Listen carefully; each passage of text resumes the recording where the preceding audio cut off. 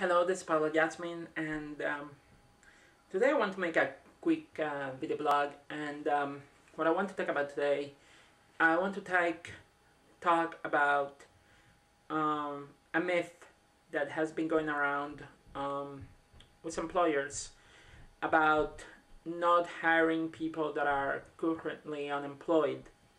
It is a bad myth.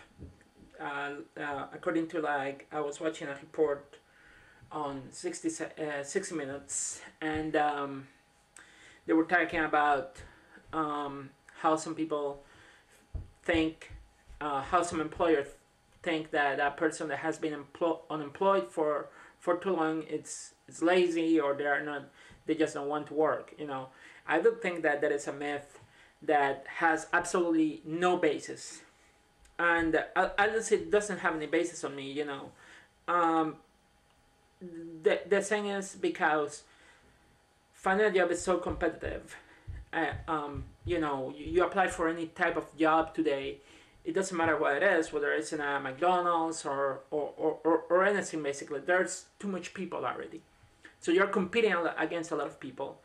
And if you don't have the qualifications that an employer might be looking for, or if they think or if they come up with whatever the reason that they can come up with, you're not going to get the job. And I just want to mention two of the excuses that, for example, I think in my case they're wrong. Number one, I'm transgender. I'm openly transgender. That's not going to change. That's just the fact of it, And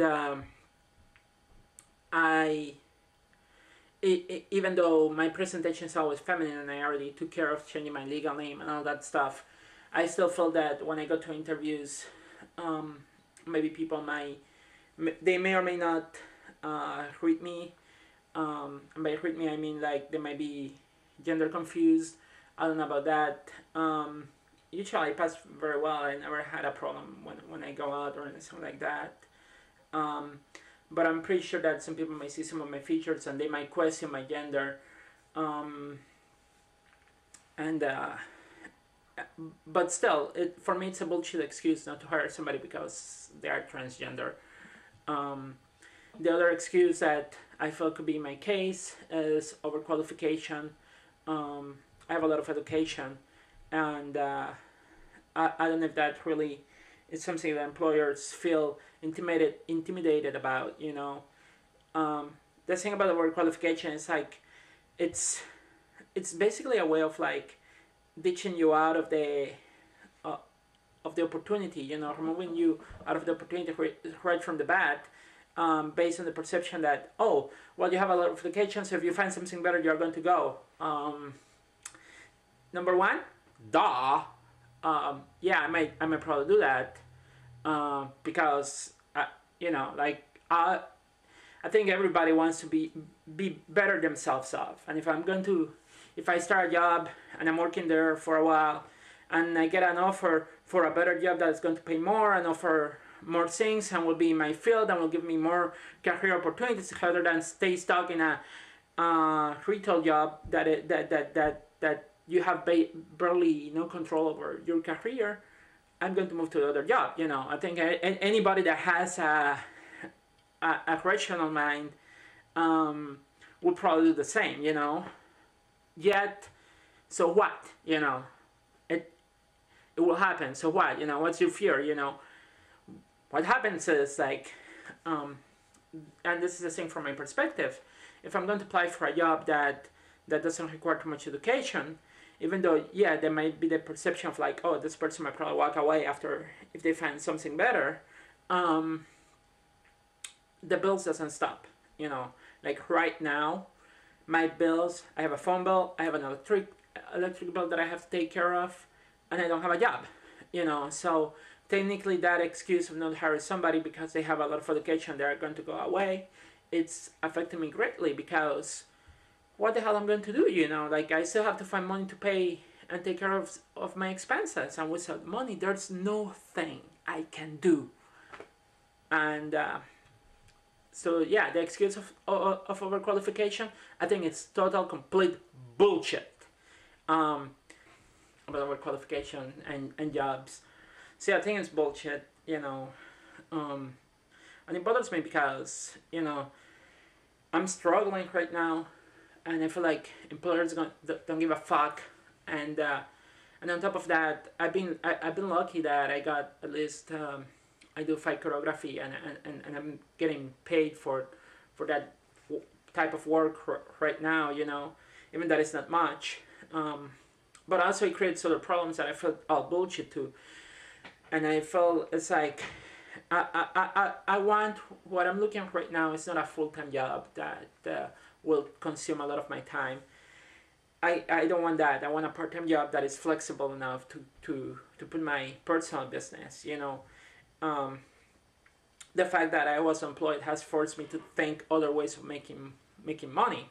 And for example, one of the things that I came up with, I started selling some of my old textbooks online, and I started generating some income. I think the maximum I earned was about 185 for about 5 textbooks. And the thing is, like, I'm not using my textbooks, my engineering textbooks. I don't think I'm going to return back to the engineering field. I mean, it's a big question mark. But I don't need them, so I decided to sell them because you know, in terms of economics, the marginal benefits are greater than the marginal cost. My marginal benefits of having some money to take care of some of my expenses is more than the cost of keeping that book in storage in case I get a job in that particular field. So I just rather sell it out, get some money, use the money. And I did that, and I think I'm going to probably try to do that again. Sell more books online. Although some books I know it's not going to sell. They're not going to sell for too much. But it's helping me to reduce the things that I have, and you know, from the perspective like I have less stuff, and if I have to move to a different place, I will have less stuff that I will have to move. But at the same time, it's frustrating because it's not steady income, you know, and it has put a big strain on my finances, and it's put a big strain on myself, you know, and but yet it means that I've been able to look outside the box, that I'm not thinking only on getting hired by an employer to work. And same thing with my fight choreography business. I started doing stage combat in 2006, and now I'm getting paid for it. So I've been using that as an opportunity to take care of my own destiny, you know. And I feel like people that are unemployed, you know, so a lot of people that have education, they're unemployed.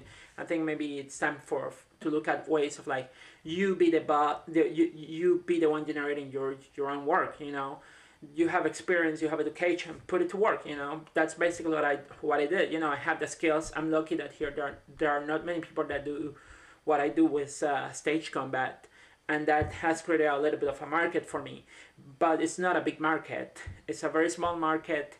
There are not many places that are around here that will pay me for my skills, which means that I may have to eventually will have to move out of here. But if I move here and if I move to a different place, there may be already people that do this, and the market might be a little bit more saturated, so it might be a little bit difficult to find opportunities. So I have to find other ways to make it to find a way to make it different, so I can get a share of that market if I decide to do that. At the same time, I feel like I don't want to give that up to work in a